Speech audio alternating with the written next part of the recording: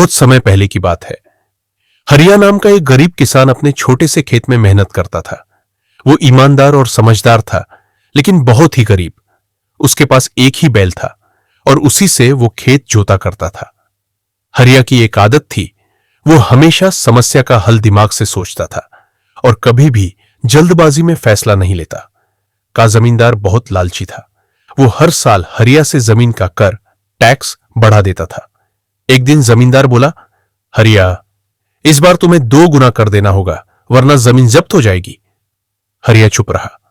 उसने कहा, ठीक है सरकार, पर पहले एक सवाल का जवाब दीजिए। जमींदार हैरान हुआ।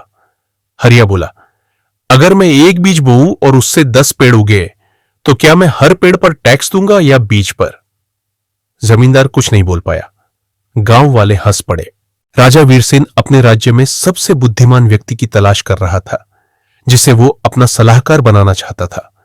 उसने पूरे राज्य में घोषणा करवाई, जो कोई भी मेरी 3 कठिन पहेलियों का सही उत्तर देगा, उसे इनाम मिलेगा और दरबार में सम्मान मिलेगा।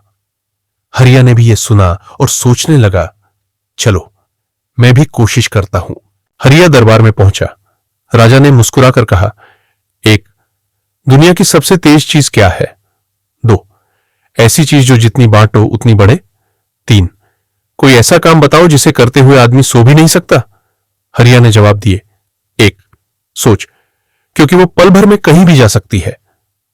2, ज्ञान, जितना बांटो उतना ही बढ़ता है। 3, अपनी खुद की चिता जलाना, यह करते हुए कोई सो नहीं सकता। राजा मुस्कुरा उठा। दरबार तालियों से गूंज उठा। राजा ने हरिया को अपना सलाहकार बना लिया, लेकिन मंत्री को यह बात बिल्कुल पसंद नहीं आई। उसने हरिया को नीचा दिखाने की ठानी। उसने राजा को कहा, राजन, एक परीक्षा और लीजिए।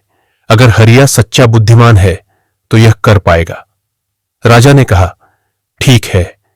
हरिया को एक काली हरिया ने राजा से कहा, राजा जी, हरिया ने राजा से कहा, राजा जी, अगर आपकी आज्ञा हो तो मैं गांव में एक स्कूल और कुआं बनवाना चाहता हूं, जिससे सभी को फायदा हो।